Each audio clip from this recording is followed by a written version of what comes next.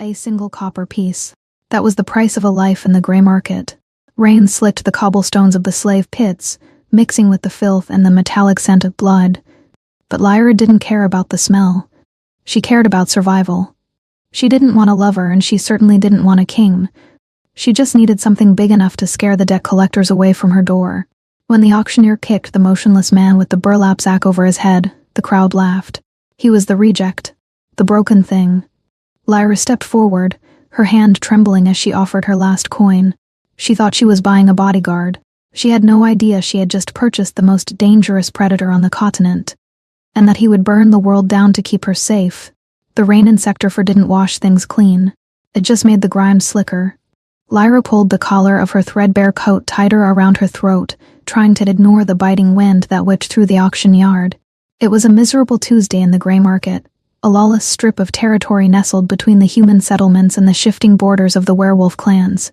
Here, money was God, and morality was a ghost story people told their children to make them sleep better.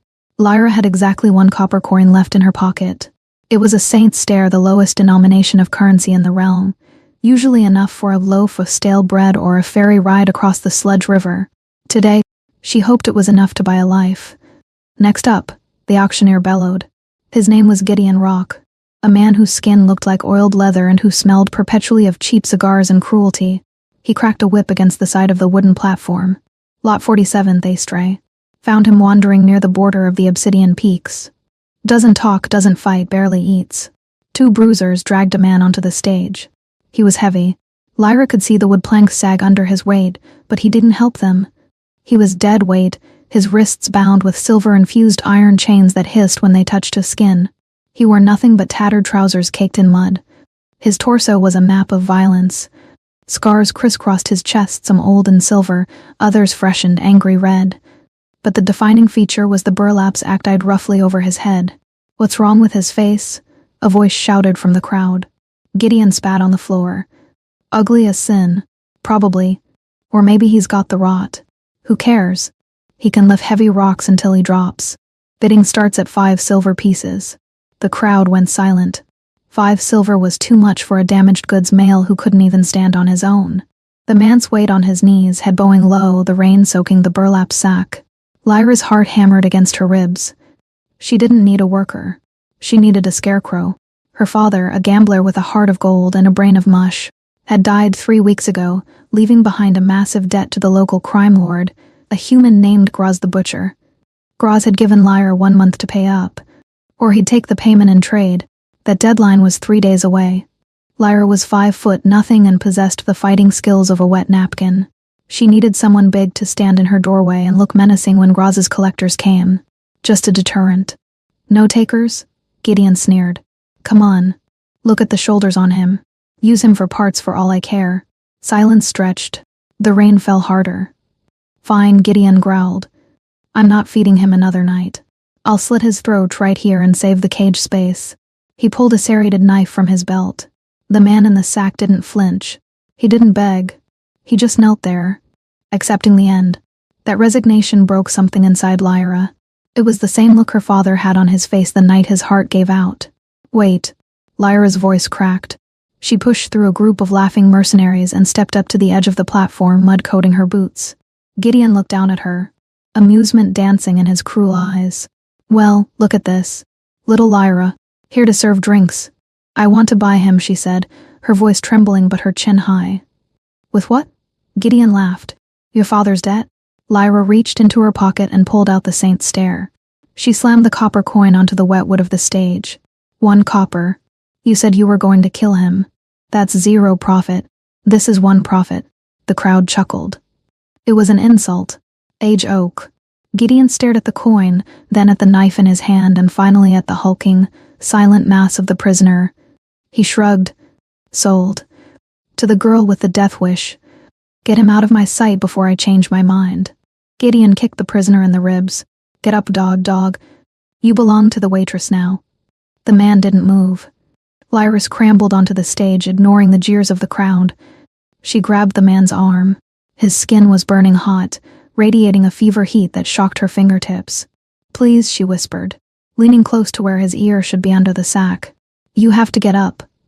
If you don't walk, I can't carry you. And if we stay here, we both die. For a second, nothing happened. Then a low rumble vibrated in his chest. Not a growl, but a groan of immense effort. Muscles bunched under the scars. Slowly, painfully, the man rose. He towered over her, even slumped with exhaustion. He was well over 6 feet tall. He swayed, threatening to crush her, but he found his balance. Lyra didn't let go of his arm. Come on. Step down. 1 foot, then the other. She led him through the crowd like a child leading a blinded bear. She could feel the eyes on them. Predators watching a girl and her broken toy. She didn't look back. She gripped the copper chain connecting his wrists and pulled him into the labyrinth of alleyways that led to the slums. She had paid 1 coin for a man she couldn't see. She told herself she had just saved a life. She didn't know she had just changed history. Her apartment was a converted storage closet above a failing bakery. It smelled of yeast and damp wood, but it had a lock on the door, which was the only luxury Lyra could afford. Getting the man up the narrow stairs had been a nightmare. He had stumbled twice, nearly taking out the banister, his breathing ragged and wet. Now he sat on her only rug, his back against the wall, legs sprawled out. Lyra locked the door and engaged the deadbolt. She let out a breath she felt like she'd been holding for an hour. Okay, she said, turning to him. Rule number 1. You don't hurt me. I don't hurt you. I feed you. You look scary when bad men knock on the door. Deal? The man said nothing. His chest heaved. Lyra approached him cautiously. I need to take that thing off your head. I need to see if you're human or wolf. In the gray market, wolves were common, but usually they were the ones holding the leash. A wolf in chains was rare. A wolf sold for a copper was unheard of. She reached out. He didn't recoil. Her fingers found the knot of the burlap sack at the back of his neck. It was wet and tight, but she worked it loose with her fingernails. With a gentle tug, she pulled the sack away. Lyra gasped, dropping the rough fabric to the floor. He wasn't ugly. He was terrifyingly beautiful. His hair was matted with blood and mud, dark as a raven's wing fallen into his eyes. His jaw was strong, covered in a week's worth of dark stubble. An agate cut ran from his temple down to his cheekbone, but it didn't mar his face. It gave him a dangerous edge, but it was his eyes that froze her in place. They were amber, not the soft brown of a human, but the glowing molten gold of a wolf, and right now they were dilated, unfocused, and burning with pain. Wolf, she whispered. He blinked, trying to focus on her face. His lips cracked as he tried to speak, but only a rasp came out. Water. Lyra scrambled to her small kitchenette, filling a chipped mug with tap water. She rushed back and held it to his lips. He drank greedily, water spilling down his chin and washing away streaks of dirt. Slow down, she chided gently. You'll get sick. He finished the cup and let his head thunk back against the wall. He looked at her, really looked at her for the first time, his nostrils flaring, inhaling her scent. Who? He rasped, his voice sounding like gravel grinding together. I'm Lyra, she said. I bought you. Bought? Well, I paid the exit fee. I don't believe in owning people. He let out a dry, bitter laugh that turned into a cough. Everyone owns someone. Not here, she said firmly. She reached for the first aid kit she kept under the sink. A bottle of cheap whiskey, and some clean rags. That cut on your face is infected. Bend your wrists. She looked at the silver cuffs. The skin underneath was raw, burned black by the metal. Silver was poison to wolves. It blocked their healing, kept them weak, and if left too long, it would drive them mad. I don't have the key, she said, panic rising. Gideon didn't give me the key. The man closed his eyes. Wolfsbane, he muttered. In the blood. Lyra understood. They had been dosing him, keeping him sedated so he couldn't shift, couldn't fight. The silver was just the backup. The drug was the real chain. I can clean the wounds, she said, pouring whiskey onto a rag. But the silver has to come off. I have a hacksaw. It's for pipes. It'll take hours. Do it, he growled through gritted teeth. Lyra spent the next 4 hours on her knees in front of the stranger. Her hands blistered as she sawed at the iron links of the cuffs. The silver inlay made the metal soft but dense. Every time the saw slipped and grazed his skin, his body seized, muscles locking up like steel cables, but he never cried out. She learned the geography of his pain, the way he held his breath when she touched his ribs, the way his eyes tracked the door every time a floorboard creaked outside. As she worked, she talked. She didn't know why, but the silence felt heavy. She told him about her father, about Graz the butcher, about the copper coin. "You're a fool," the man said quietly, his voice gaining a fraction of strength as the night wore on. "Excuse me?" Lyra paused, the sore esting on the chain. "You spent your last coin on a dead man. You should have bought a knife." "I'm not a killer," Lyra said softly. "Then you will be a victim," he replied.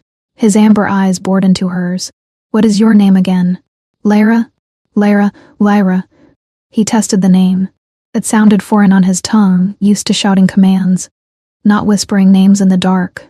"I am Kaelin." He didn't give a last name.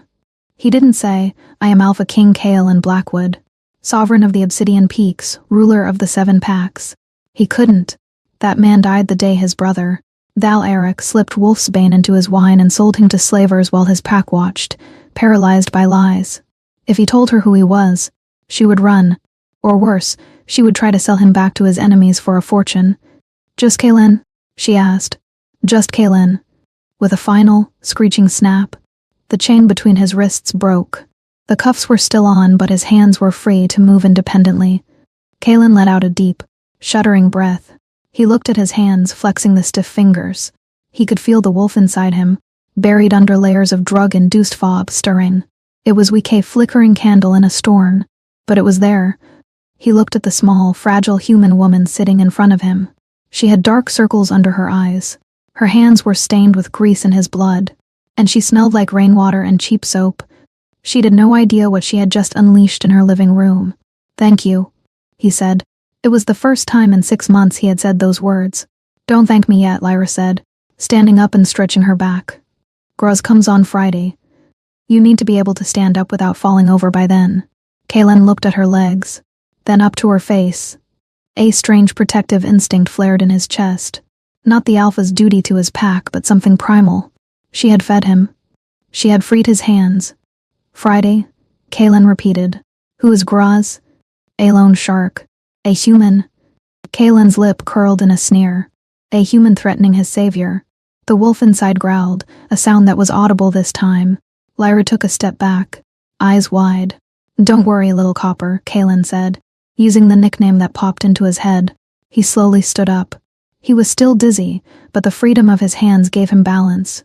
He towered over her, his shadow swallowing her whole. "By Friday," he vowed, his voice dropping to a rumble that vibrated the floorboards. "Graz will wish he had never learned your name." But Kaelin had a bigger problem than a lone shark. As the wolfsbane began to metabolize out of his system, the scent hit him. It had been masked by the mud and the blood and the drugs, but now, in the close quarters of the apartment, it was undeniable. It was the scent of ozone and wildflowers. Made the realization hit him like a physical blow. The moon goddess, in her infinite, twisted sense of humor, had paired the Alpha King with a destitute human waitress in the slums. He couldn't claim her. Not now. He was a king without a throne, a wolf without a pack. If his enemies knew she was his mate, they wouldn't just kill her. They would use her to break him completely. He had to lie. He had to pretend she was nothing more than a means to an end. "I need food," Kaelin demanded, his tone hardening to mask his revelation. "Meat. Where?" Lyra blinked at the sudden shift in his demeanor. I have some leftover ham. Bring it." As she turned to the fridge, Kaelin leaned against the wall, closing his eyes. He would protect her from this Graz. He owed her that. But once he had his strength back, he would leave. He had a kingdom to burn and a traitor to kill. There was no room for a human mate in his war. Or so he told himself. 3 days passed in a blur of fever and tension. Kaelin healed with terrifying speed. The smaller cuts vanished overnight. The deep gash on his face filled into a silver scar that only added to his menacing allure. He spent the days doing push-ups on her floor, hundreds of them, sweat licking his skin as he burned the last of the poison from his blood. Lyra worked double shifts at the bar, bringing home scraps of steak and raw hamburger meat that she pretended the cook had thrown out. She watched him warily. He was intense, silent, and occupied too much space in her tiny world. But he was also oddly domestic. One evening, she came home to find the leaky faucet fixed. The next, the window that always jammed was sliding perfectly. He didn't say a word about it, and neither did she, but the tension shifted from fear to a strange, comfortable cohabitation. Then came Friday. Lyra had tried to send Kaelin away. "You don't have to do this," she had said that morning. "You can slip out the back. Graz is dangerous." "You paid a coin," Kaelin had replied. sharpening a steak knife he had found in the drawer. "I honor the contract." Now the sun was setting, casting long, bloody shadows across the apartment floor. A heavy knock rattled the door. "Open up. Lara, Daddy's debt is due." It was Marco, Graz's lead enforcer, a man who enjoyed his job too much. Lyra's hands shook. She looked at Kalen. He was sitting in the lone armchair hidden in the shadows of the corner. He had pulled the hood of a large sweatshirt she had found for him over his head. "Open it," Kalen said softly. Lyra unlocked the door. Marco pushed his way in, followed by two other thugs carrying baseball bats. Marco grinned, revealing a gold tooth. "There she is. Look, boys, she's got the money ready." "Right? I don't have it all," Lyra stammered. "I have 200. I need more time." Marco clicked his tongue. "Time's up, sweetheart." Graz said, "If you're short, we take collateral." "Nice place. We can sell the furniture. Maybe we sell you to the brothel in Sector 5. You'd fetch a good price." One of the thugs reached out to grab Lyra's arm. Growl. It was a low, subsonic sound that seemed to come from the walls themselves. The thugs froze. "You've had a dog, Lyra?" Marco laughed nervously. "Let her go." A voice spoke from the corner. It was calm, dark, and dripped with authority. Kalen stood up. He kept the hood up, but his size was undeniable. He stepped into the light. "Who's the boyfriend?" Marco sneered, trying to regain bravado. "Listen, pal. This is business. Walk away and keep your kneecaps." "You touched her," Kalen said. He took a step forward. "Get him," Marco yelled.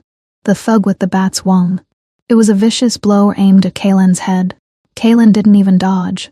He caught the bat mid-swing with one hand. The wood cracked under his grip. With a casual flick of his wrist, he wrenched the bat away and backhanded the thug across the face. The man flew across the room, crashing into the kitchenette with a sickening thud. The second thug pulled a knife. Kalen moved faster than human eyes could track. He closed the distance, grabbed the man's throat, and lifted him off the ground with one arm. The thug kicked helplessly, feet dangling to feet in the air. "Leave," Kalen whispered to the choking man. He tossed him onto the landing outside like a bag of trash. Marco was alone. He was trembling, reaching for a pistol in his waistband. "Don't," Kalen warned. His head fell back. Marco saw the eyes. The glowing amber. "Wolf," Marco gasped. You're a stray. You're nothing." Kalen stepped closer, looming over the enforcer. He leaned down, his face inches from Marco's. "I am not a stray. And if you ever come near this door again, if you ever look at her again, I will find you. I will peel the skin from your bones and use it to wrap my next gift to your boss. Do you understand?" Marco nodded frantically, urine arcing the front of his trousers. "Run." Marco ran. He scrambled over his fallen comrade and practically threw himself down the stairs. Silence returned to the apartment.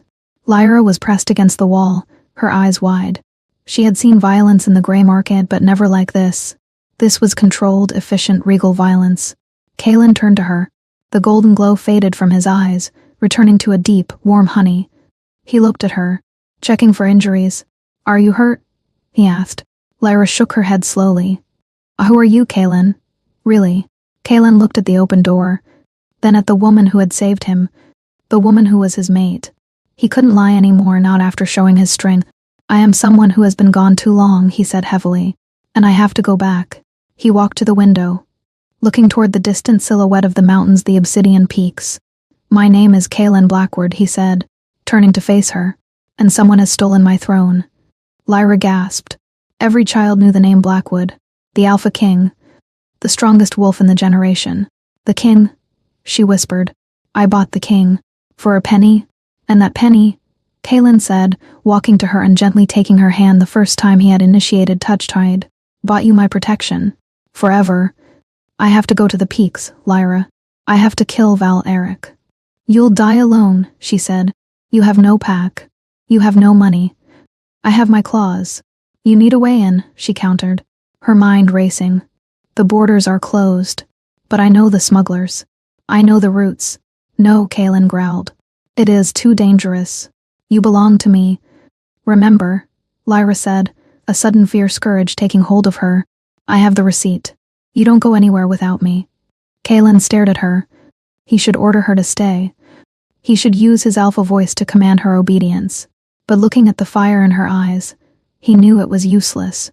She was his mate. She was as stubborn as he was. "Cack your bad, little copper," the Alpha King said, a hint of a dangerous smile playing on his lips.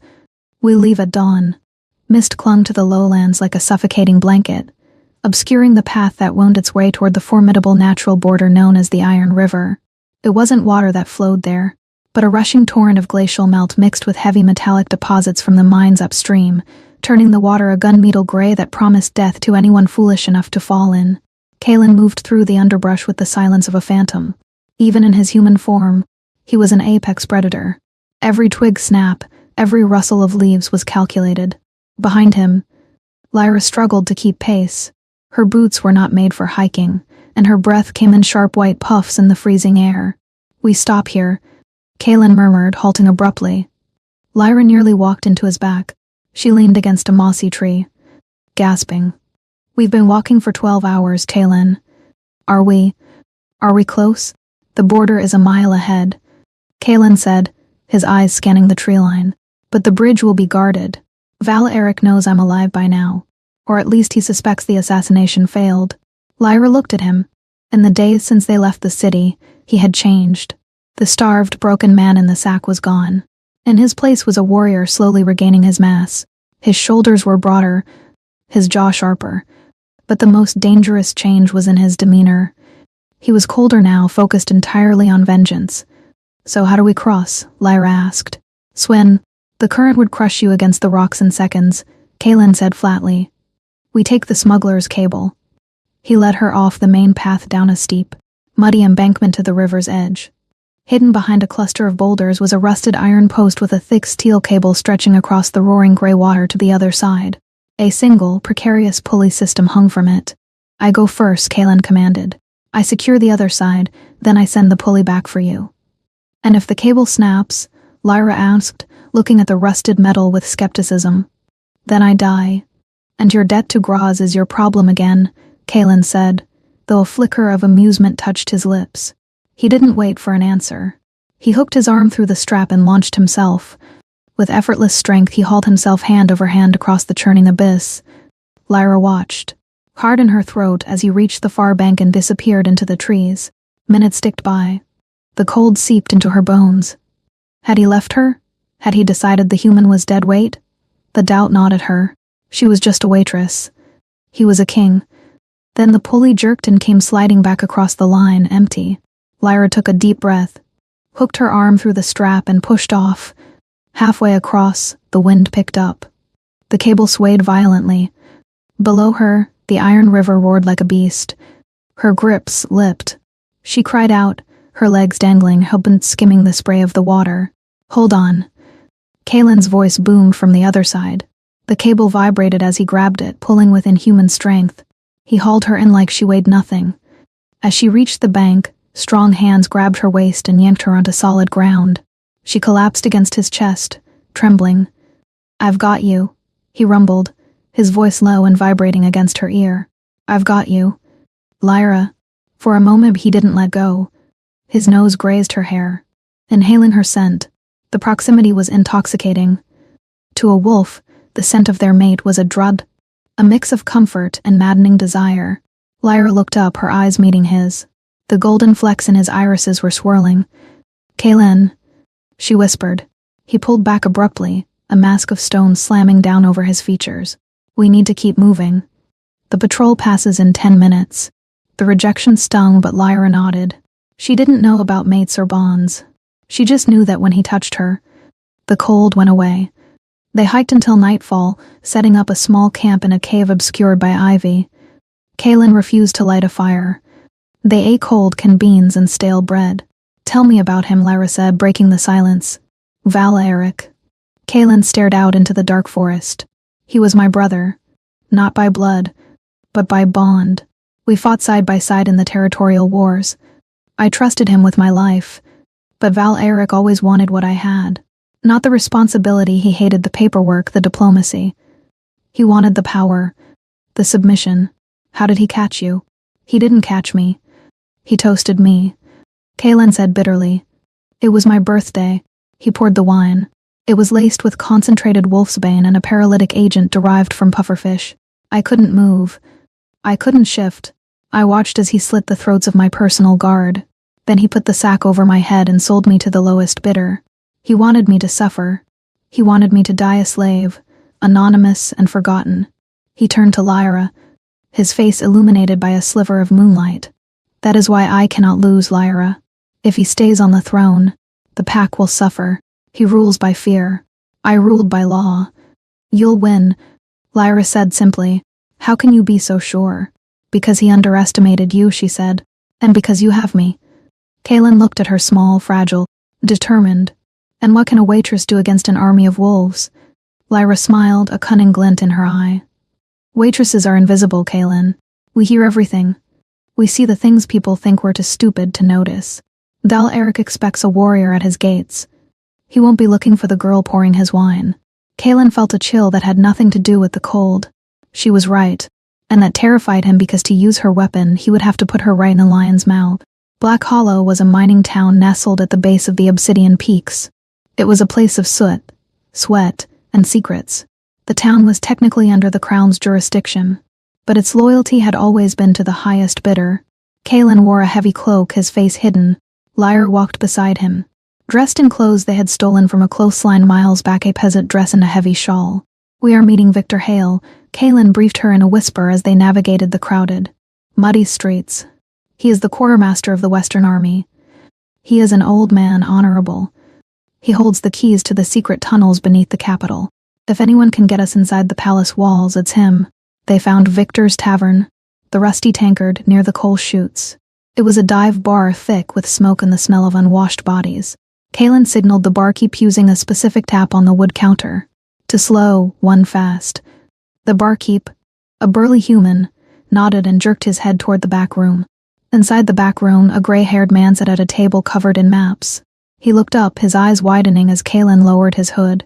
My king, Victor breathed, falling to one knee. I heard rumors. Whispers that the slave in the market was you. I didn't dare hope. Get up, Victor, Kaelin said, helping the old man rise. There is no time for ceremony. Val Eric has the throne. He does, Victor said grimly. And he has turned the palace into a fortress. He has hired mercenaries. Warlocks. It's a nightmare. We need the tunnel keys, Kaelin said.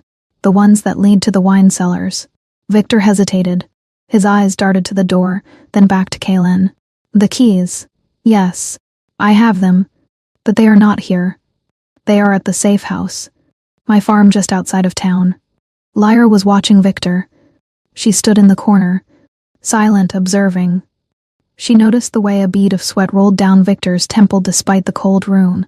She noticed the slight tremor in his hands. But mostly, she noticed the new gold ring on his finger. Too shiny. Too expensive for a quartermaster in a failing mining town. Let's go then, Kaelin said, turning to the door. Wait, Lyra said. Kaelin paused. What? Lyra stepped forward. We aren't going to the farm. Lyra, we don't have time. Look at his boots, Lyra said, pointing at Victor's feet. Kaelin looked. The boots were caked in red clay. So? Kaelin asked. The soil around Black Hollow is black coal dust, Lyra said, her voice steady. Red clay is found in the canyon where the garrison is stationed. She turned her gaze to Victor. You haven't been to your farm. You've been to the soldiers. Victor's face went pale. He lunged for a bell cord hanging on the wall. Traitor, Kaelin roared. Kaelin moved with blinding speed, intercepting Victor before he could pull the cord. He slammed the old man against the wall, his forearm pressing against Victor's throat. Why? Kaelin growled, his eyes flashing gold. He has my daughter, Victor choked out, tears streaming down his face. Val Eric took Serafina. He said if I saw you and didn't report it, he would send her back to me in pieces. I had no choice, Kaelin. I'm sorry. Kaelin's grip loosened slightly. Go, betrayal. It was always betrayal. Suddenly, the front door of the tavern exploded inward. Surrender in the name of King Val Eric. Soldiers poured in, not the town guard, but the elite guard. Wolves in black armor. The back. Kaelin shouted, shoving Lyra toward the rear exit. They burst into the alleyway, but it was blocked. Two massive wolves, fully shifted, stood there, snarling, saliva dripping from their jaws. Kaylin, Lyra said, her voice shaking. She reached into her pocket and pulled out the only weapon she had, a small paring knife. Kaylin stepped in front of her. Stay behind me. Close your eyes. No, she said. The wolves lunged. Kaylin didn't shift. He didn't have time. He met the first wolf head-on, catching its open jaws with his bare hands. Hear Orday sound of pure, primal dominance and twisted. The wolf yelped as he threw it into the brick wall with bone-shattering force. The second wolf attacked his flank, sinking teeth into his shoulder. Kaylin grunted in pain but didn't falter. He drove his elbow back into the wolf's snout, forcing it to release, then spun and delivered a kick that sent the beast sprawling. But there were too many. More soldiers poured from the tavern. Crossbow bolts whistled through the air. One grazed Kaylin's thigh. Enough. A voice commanded. The soldiers parted. A man walked forward. He was tall, blonde, and impeccably dressed in a velvet suit that looked ridiculous in the dirty alley. But his power was undeniable. It was Val Eric. Hello, brother.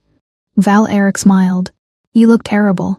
The slave pits clearly didn't agree with your complexion. Kaylin stood breathing heavily, blood soaking his shirt. He shielded Lyra with his body. Let her go, Val Eric. This is between us.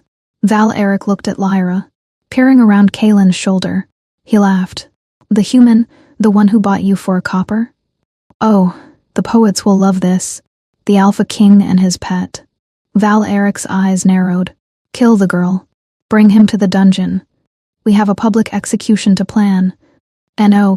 Kaylin roared. He moved to attack, but a warlock in the back row chanted a word. Purple lightning arsed from his hands, striking Kaylin in the chest. The Alpha King convulsed and fell to his knees, paralyzed. Kaylin! Lyra screamed. She slashed at the nearest guard with her knife, cutting his cheek, but a heavy gauntlet backhanded her. She hit the ground, dazed. The world spun. She saw them dragging Kaylin away.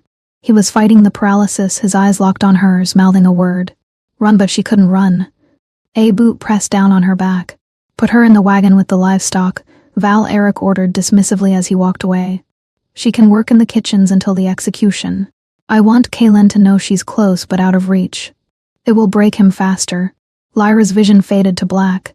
The royal kitchens were a hell of steam, noise, and shouting. Lyra had been stripped of her coat and dressed in the rough gray tunic the scullery maid. She was assigned to the pot scrubbing station, the lowest job in the castle. Her hands were raw, her back ached, and her heart was bleeding. It had been 2 days since the capture. Rumors flew around the kitchen like flies. The false king is in the iron hold. The execution is at the full moon. That's tomorrow night. Lyra scrubbed a cauldron until her reflection stared back at her. She wasn't crying. She was planning. Hey, new girl, the head cook.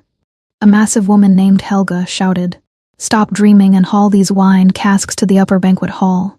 The usurper, His Majesty is hosting a dinner for the High Council tonight. Lyra nodded, keeping her head down. Yes, chef. This was her chance. She loaded a cart with heavy barrels of vintage red wine.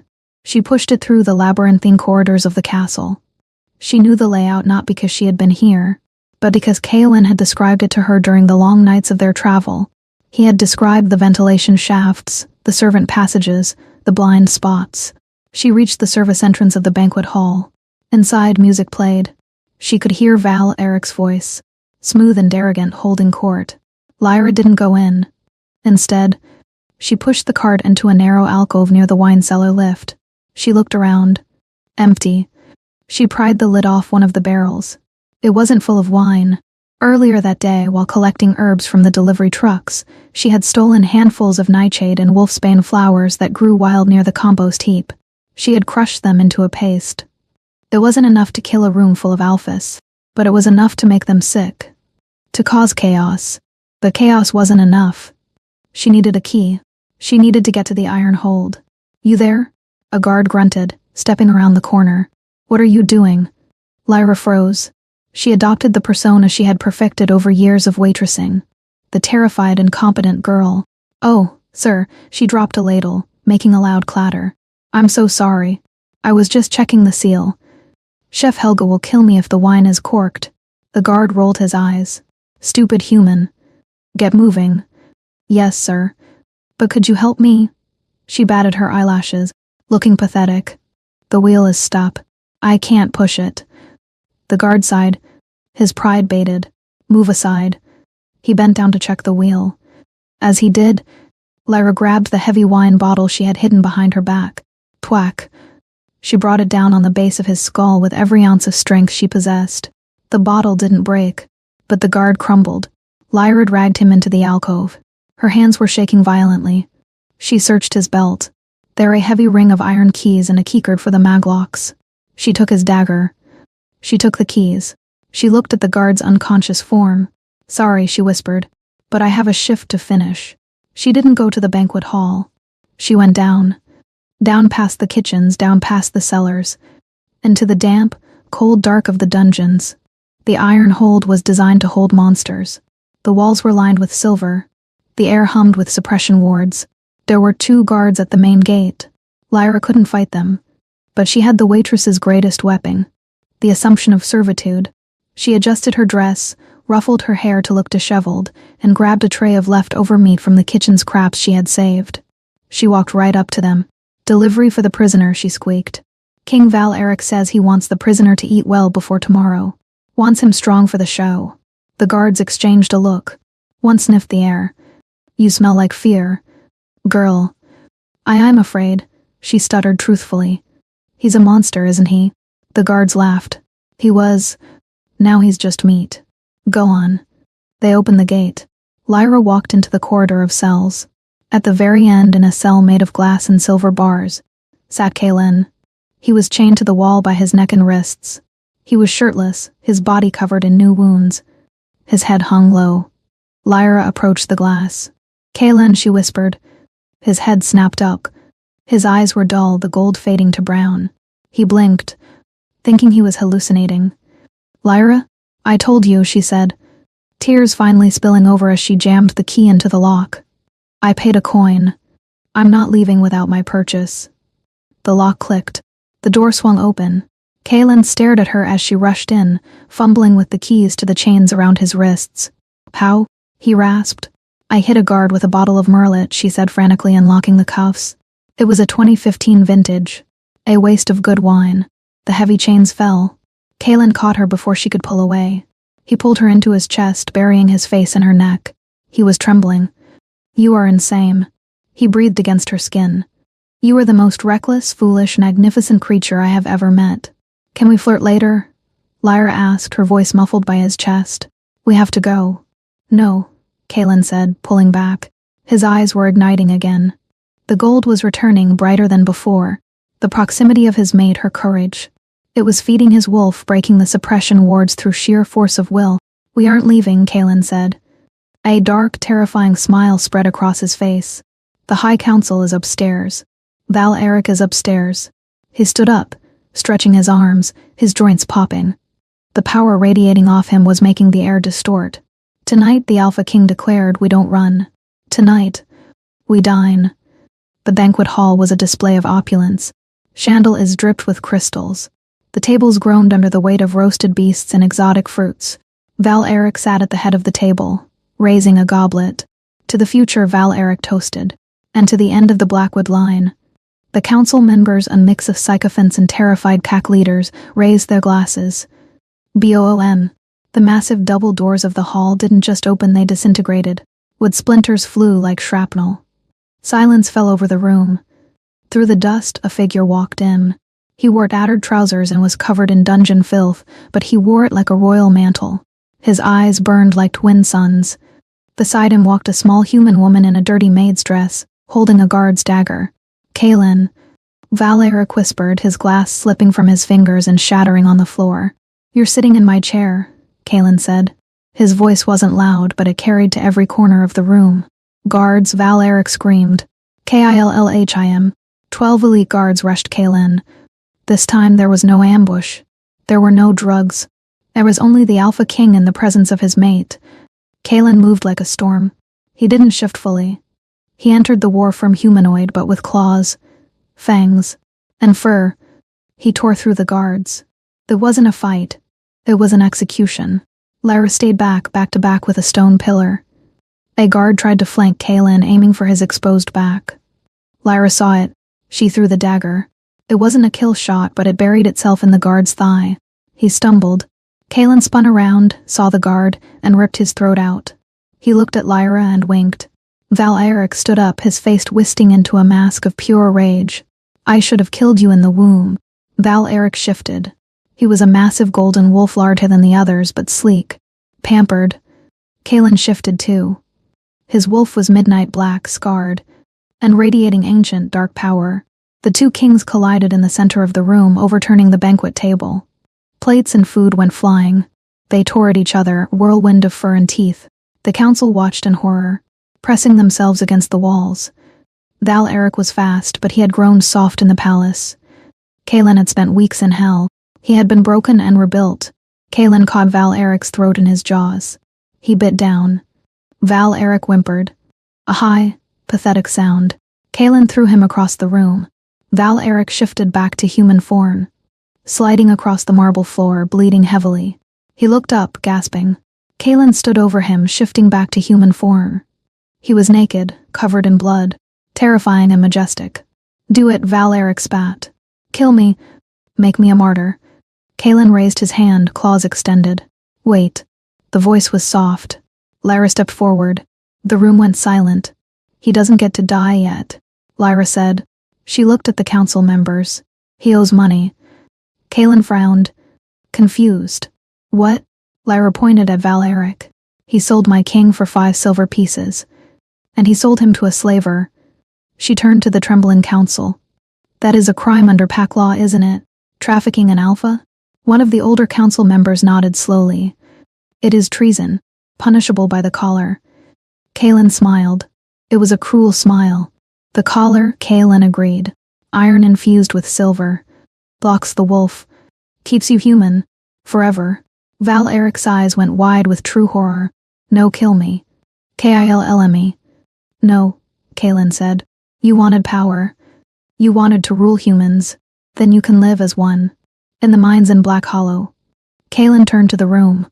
I am Kalen Blackwood. Does anyone dispute my claim? The council members fell to their knees as one. Long live the king. Kalen didn't look at them. He turned to Lyra. He walked to her. Ignoring the blood, ignoring the crowd. He cupped her face in his large, rough hands. You saved me, he said. I made an investment.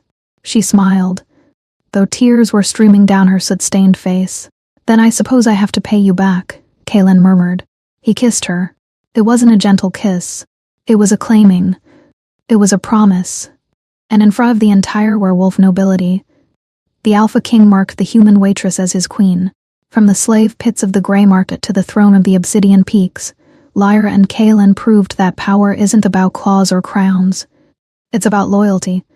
Kalen got his kingdom back, but he found something far more valuable, a partner who loved the man, not the monster. And as for Val-Eric, well, let's just say the mines of Black Hollow are not kinda soft hands. You had just listened to the thrilling saga of the Alpha King and his fearless waitress from the Moonlight Maid's library. Lyra and Kalen proved that sometimes the smallest investment yields the greatest reward, and true power lies in loyalty, not fear. If you loved seeing the underdog queen save her king with a bottle of wine, smash that like button. What would you do if you bought a king for a penny? Keep him or sell him back? Let us know in the comments below. Don't forget to subscribe and ring the bell for more romance that bites back. Until the next chapter, sweet dreams.